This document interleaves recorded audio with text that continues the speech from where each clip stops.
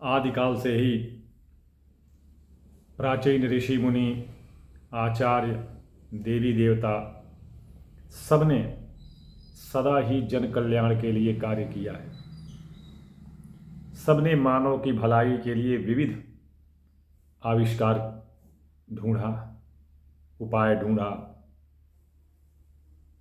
और उसे प्रचारित प्रसारित किया या उपहार में दिया, क्योंकि उनको किसी तरह का लोभ या किसी से किसी तरह की सहायता, सहयोग आदि की आवश्यकता नहीं थी, न उन्हें कोई किसी से लोभ था। उदार भाव से सर्व कल्याण के लिए, सर्वे भवन्तु सुखिनः सर्वे सन्तु निरामयाः के भाव से उन्होंने आविष्कार किया, ढूंढा, उपाय निकाला, निदान निकाला और विश्व को प्रदान कर दिया। अनेक रोग होते हैं, संकट आते हैं, विपदाएं होती हैं, सबका ऋषियों ने निदान उपाय ढूंढा और कई तरह का उन्होंने आविष्कार किया एक ही चीज़ के लिए और बताया। जैसे मान लीजिए भूख लगी है, भूख मिटानी है, तो आप उसको फल फूल से भी उस भूख को मिटा सकते हैं, चावल दाल से भी, रोटी से भी, मतलब कई उपाय हैं जिससे आप मिटा सकते हैं। क्या चीज़? भूख। मतलब एक भूख मिटाने के लिए कई तरह के आविष्कार किए गए, कई साधन हैं। ठीक उसी तरह से एक एक रोग के लिए अनेक निदान, अनेक उपाय, उपचार देवी देवताओं, ऋषियों ने बनाया। मैं विशेषतः आपका ध्यान काल सर्प दोष की तरफ आकर्षित करना चाहता हूँ।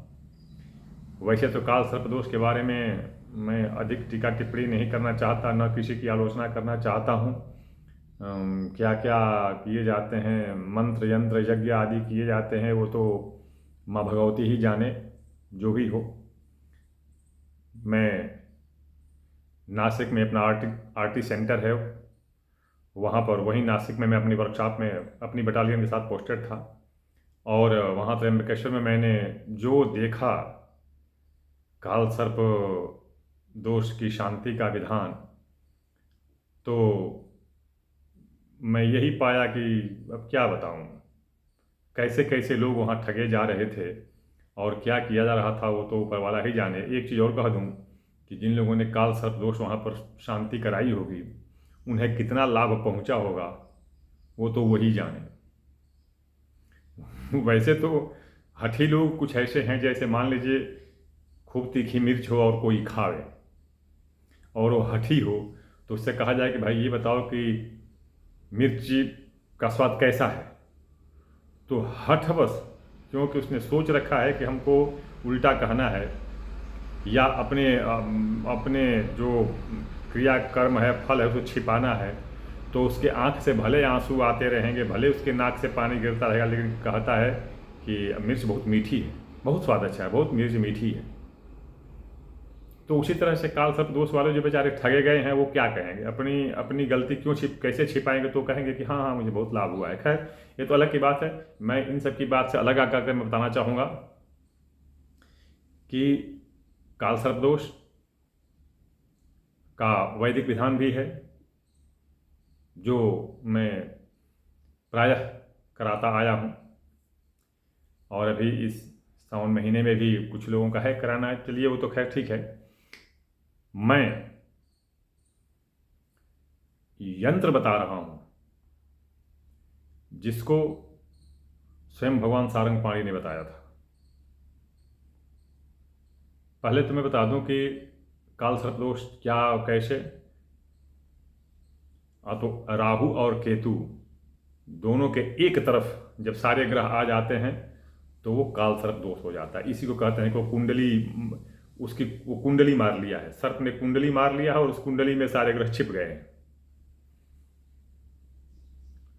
ध्यान रहे, राहु से केतु हमेशा सीधी, मतलब बिल्कुल सातवें घर पर रहता है, इसलिए वो एक लंबवत रेखा हो जाती है, ऋजु रेखा हो जाती है।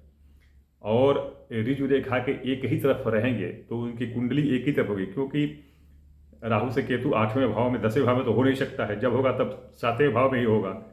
तो उस वो हमेशा एक ही तरफ कुंडली मार कर रहता है। इसी को कहते हैं कि एक तरफ रहता है, दूसरी तरफ आ ही नहीं सकता है, क्योंकि जो ही दूसरी तरफ कोई ग्रह आएगा काल दोष खत्म हो जाएगा। तो वो जो कुंडली मार के बैठता है तो एक ही उसकी कुंडली में सारे ग्रह छिप जाते हैं, सारे भाव छिप जाते हैं। तो अब क्या होता है कि हर एक के लिए तो काल सर्प दोष होगा नहीं, किसी राशि विशेष के लिए होता है। तो राहु के कारण मतलब जैसे होता बताया कि राहु के कारण जो है काल सर्प दोष होता है। अरे बहुत लोग तो कह दिए हैं कि काल सर्प दोष होता ही नहीं है। तो मेरे फेसबुक पर बहुत से मैंने लेख डाल दिए हैं उदाहरण और उदाहरण सहित महर्षि पराशर और वराह मिहिर आदि आचार्यों के द्वारा कथित श्लोक का भी उद्धरण मैंने दे दिया है, सब कुछ बताया है मैंने वो पहले। खैर मैं उनके लिए बता रहा हूँ जो काल सर्प दोष से पीड़ित हैं, जो उसके दोष से दो चार हो रहे हैं, बहुत दुख कष्ट हानि विपदा भुगत रहे हैं, मैं उनके लिए कहना चाहता हूँ। बाकी जो नास्तिक हैं, जो नहीं मानते हैं, वो ना माने, कोई बात नहीं। तो मैं बता दूं कि काल सर्प दोष के लिए उपाय बहुत ज़्यादा नहीं, मैं उपाय बता दूं। यंत्र, जैसे मान लीजिए किसी के पास समय नहीं है। एक चीज़ और होती है, जैसे मान लीजिए कोई इतना आदमी बेचारा पीड़ित है और इतना उसके दिमाग में तनाव भरा पड़ा है कि वह पूजा के समय पूजा पर बैठते समय अपने ध्यान को केंद्रित नहीं कर पाता, वो भटकता रहता है, उसका दिमाग इधर से उधर। बैठा है पूजा में, उसका दिमाग लगा हुआ है कि मेरे घर पर कोई आया होगा, चाहे फलाना बीमार होगा तो मुझे वहाँ जाना है, तो मुकदमा में क्या होगा, तो मेरे व्यापार में ये लोग आकर के लौट रहे होंगे, मेरे ग्राहक जा रहे होंगे, जो जो तरह तरह के तो दिमाग में बातें आती रहती है, तो इसलिए केंद्रित नहीं होता। ऐसे में पूजा पाठ थोड़ा विघ्नकारक हो जाता है और वो ज़्यादा सफल नहीं हो पाता है। अब यंत्र आता है। यंत्र एक बहुत तेज गति वाला और बहुत सटीक प्रहार करने वाला यंत्र है, जो जिसका प्रवर्तन भगवान शिव ने स्वयं किया था। मैं बता दूं सबसे पहले कि जिस राशि में अभी हो पहले देखिए तीन जो है अस्थाई पदार्थ होते हैं, इनको त्रिविधा कहते हैं। त्रिविधा में क्या क्या आता है, पहले देखिए आता है निवज्र होता है, शिवरा कहते हैं, शिवरा अपने भाषा में शिवरा कहते हैं। अवैया गवाक्ष धूम मतलब जो हमारे खिड़की पर ऊपर जो धुएं के जाले पड़ जाते हैं तो उनको झाड़ करके निकालिए कालिख, वो गवाक्ष धूम कहलाता है। और श्याम गूगल ये नहीं, श्याम गूगल वो होता है, श्याम गूगल। ये तीन को त्रिविधा कहते हैं। ये अस्थाई पदार्थ हैं जो उस यंत्र निर्माण में पड़ते हैं, चाहे किसी भी राशि का हो, ये अस्थाई है। अब देखिए जिस राशि में पड़ा हो राहु, उसके धातु में इन तीनों को मिलाते हैं, उसके धातु में इन तीनों को मिलाते हैं। अब देखिए 12 भाव होते हैं ना कुंडली में 12 भाव होते हैं, तो इनको मतलब कि यंत्र के भाषा ज्ञान विज्ञान में इन 12 को चार भाग में बांटा गया है। 4 भाग, इनको चतुर्व्याह कहते हैं। तो चतुर्व्याह में क्या है, जैसे मान लीजिए कि पहला आ गया देवल, पहले को कहते हैं देवल में कौन कौन भाव आते हैं, तो लग्न पंचम नवम।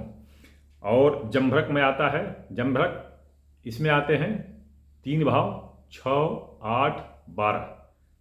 और प्रवाक्ष में भी 3 भाव आते हैं 4, 7, 10, चौथा 7वां 10वां। और अंत में आता है लुब्धक में 3 भाव आते हैं, कौन कौन, 2, 3, 11। तो इस तरह से ये समूचे भावों को 4 भाग में बांटा गया है। तो अब आपके देखिए जो देवल है, अब देवल में जो भी राशियां आ जाए भाई, लग्न में 5वें में 9वें में जो भी राशि हो, तो वो देवल कहा जाएगी। अब देवल के लिए अस्थाई अस्थाई पदार्थ धातु क्या है? पारा। तो अब ये पारा में वो तीनों त्रिविधा मिलाएंगे, त्रिविधा जो कहा त्रिविधा मिलाएंगे, और गवाक्ष धूम, अवैया और श्याम गूगल। अब अगर मान लीजिए किसी की राशि आती है जंभक में, माने जंभक से उसका अगर बन रहा हो कालसर्प 6, 8, 12 भाव से अगर बन रहा है, तो उसकी अस्थाई धातु स्थायी पदार्थ क्या होता है? स्वर्णमाक्षिक भस्म। देखिए ये चारों के चारों भस्म ही आएंगे। पारद भस्म होगा, स्वर्णमाक्षिक भस्म होगा। अब आता और ये प्रवाक्ष के लिए पंडक भस्म, प्रवाक्ष के लिए पंडक भस्म। प्रवाक्ष क्या होगा? 4, 7, 10, चौथा, सातवां और 10वां भाव प्रवाक्ष कहलाता है। इसके लिए पंडक भस्म होगा। और अंत में आता है लुब्धक 2, 3, 11 के लिए, उसका होता है रौप्य भस्म। अब वो तीन तो त्रिविधा तो अस्थाई धातु हो गई भाई। अवैया बताया, श्याम गूगल, अवैया, श्याम गूगल और निवज्र। निवज्र मतलब शिवरा, निवज्र शिवरा, ये तीन तो अस्थाई हो गए, हर एक राशि में पड़ेंगे। लेकिन जो मैं बताया कि जैसे आपका देवल का हो गया पारद भस्म, तो पारद भस्म उसमें मिला करके पाक करेंगे, पकाएंगे उसको। अब ये पकाने का है कि पहले उनकी कुंडली देखनी पड़ती है। कुंडली देखिए कि राहु कितने अंश में है, उनकी जो जन्म राशि है वो जन्म के समय कितने अंश में है, केतु कितने अंश में है, तीनों को जोड़िए, 3 का भाग दीजिए, जो आता है वही अनुपात होगा उसमें वो धातु मिलाने का। वो जो जैसे पारद भस्म हो गया, स्वर्णमाक्षिक भस्म हो गया, जो भी होगा, और उतना उतना उतना त्रिविधा भी होगा। जैसे अवैया, गवाक्ष धूम या निवज्र, ये भी तीनों उतने उतने ही होंगे। अगर मान लीजिए 7 आते हैं तो 7, 7, 7, 7, 3, 7 वो हो गए त्रिविधा वाले, 7, 7, 3 हो गए, और ऐसा 28 ग्राम, 28 तोला, चाहे जैसे भी हो, 28 मासा, 28 रत्ती। तो इस तरह से ये चारों को मिला करके पाक करते हैं और पाक करके बनाते हैं। फिर उसके बाद जो अथर्ववेद का मंत्र है, ओम स्वा आरंगवा भूवते हंतुम, ये मंत्र है अथर्ववेद में। तो उन 8 मंत्र से पढ़ करके और इस पर पानी छिड़क जल डालते हैं और ये अंगूठी मुद्रिका तैयार हो जाती है। इसको आप मुद्रिका भी बनवा सकते हैं, कड़ा भी बनवा सकते हैं, गले का लॉकेट भी बनवा, जो कुछ भी बनवा सकते हैं बनवाएं इसको। इसका विशेष विवरण मैंने फेसबुक पर डाल दिया है, जो चाहे फेसबुक पर देख सकता है। फेसबुक मेरा पेज वेद विज्ञान पर, उस पर मैंने डाल रखा है। यह बहुत सटीक प्रहार करने वाला और काल सर्प दोष को जड़ से मिटाने वाला एकमात्र यंत्र है। मंत्र विधान नहीं, यंत्र है ये।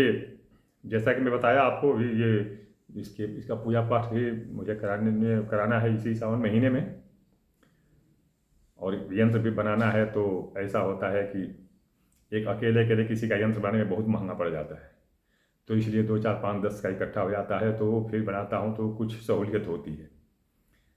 और एक बार में मैं 25 से ज़्यादा बना नहीं पाऊँगा, तो 19 का हो गया है, देखता हूँ 6-7 और मिल जाएगा तो बनाना तैयार करूँगा। ये मैं इसलिए बता रहा हूँ क्योंकि अथर्ववेद में जो आया है इसका वर्णन, उसमें वेणी श्रृंग मतलब मिश्रण करने को कहा गया है। तो भाई वेणी श्रृंग तो मैं खरीद नहीं पाऊँगा, बहुत महंगा है, पहली बात।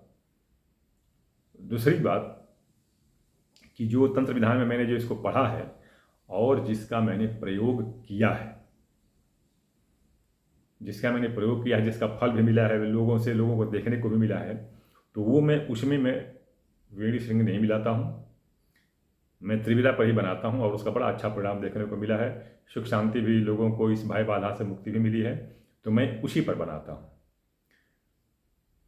बनाना शुरू करूँगा 2-4 दिन में, जब पूरा हो जाएगा 25 तो बनाना शुरू करूँगा। किंतु मैं बता दूँ भाई, अगर ये है तो मैं वेणी श्रृंग नहीं मिलाता, वेणी श्रृंग पर नहीं बनाता, क्योंकि वेणी श्रृंग इतना महंगा उपादान है, धातु है, कि वो सामान्य लोग के बस की बात नहीं रह जाएगी। ऐसी बात नहीं कि नहीं बनवाते हैं लोग, बनवाते हैं भाई, जो पैसे वाले जो धनी हैं वो बनवाते हैं, लेकिन सामान्य लोग नहीं बनवाते हैं। और तो इसलिए मैं इस ये सटीक यंत्र है। मैं चलते चलते ये बता दूं, प्रत्येक वीडियो में मैं अपना व्हाट्सएप नंबर देता हूं। वो इसलिए देता हूं ताकि लोग अपनी समस्या लिखें, लेकिन कुछ लोग हैं बार बार कहने के बाद भी नहीं मानते हैं। तर्क वितर्क शास्त्रार्थ और पता नहीं क्या क्या उसी पर लगते हैं लोग करने। भाई मैं शास्त्रार्थ नहीं करता, मैं सीधा सीधा ठहरा फौजी आदमी भाई। वंश परंपरा के अनुसार ज्योतिष कर्म का, नव्य वेद व्याकरण का अध्ययन किया हूँ, प्रचुर अध्ययन किया हूँ, और उसी के अनुसार मैं आप लोगों के सम्मुख ये जो अपना ज्ञान है वो लेकर प्रस्तुत होता हूँ। मैं कोई शास्त्रीय आचार्य या ऋषि मुनि या गुरु जी स्वामी जी मैं नहीं हूँ। तो इसलिए कृपया मुझसे कोई शास्त्रार्थ और तर्क वितर्क न करें। जिसको पसंद नहीं आता है वीडियो न देखे, कोई दिक्कत नहीं है। ईश्वर की दया से, माता रानी की कृपा से मुझे एक बहुत बड़ी धनराशि पेंशन के रूप में मिल जाती है भारत सरकार के द्वारा। कोई बात नहीं, व्यापार नहीं है मेरे पास, न मैं व्यापार करता हूँ। जो जानता हूँ जन कल्याण के लिए मैं उसको बता देता हूँ, जहाँ तक हो सकता है सहायता करता हूँ। हाँ, एक बात अवश्य है कि जब तक मैं भारतीय सशस्त्र सेना में सक्रिय रूप से सेवारत था तब तक तो मैं निःशुल्क सेवा करता था, किंतु जब मैं सेवानिवृत्त हो चुका हूँ तो मैं शुल्क लेकर के सेवा करता हूँ। चाहे कोई समस्या का समाधान बताता हूँ, करता हूँ। और जहाँ तक मुझे देखने में आया है, शेष पंडित जी लोगों से मेरी दक्षिणा, मेरा शुल्क बहुत ज़्यादा है। इसलिए जो समर्थ हों, सक्षम हों, इच्छुक हों, जिनको आवश्यकता हो वही संपर्क करें, अन्यथा संपर्क न करें। मैं किसी अगले विषय के साथ अगली वीडियो में प्रस्तुत हो रहा हूँ, उसकी आप प्रतीक्षा करें।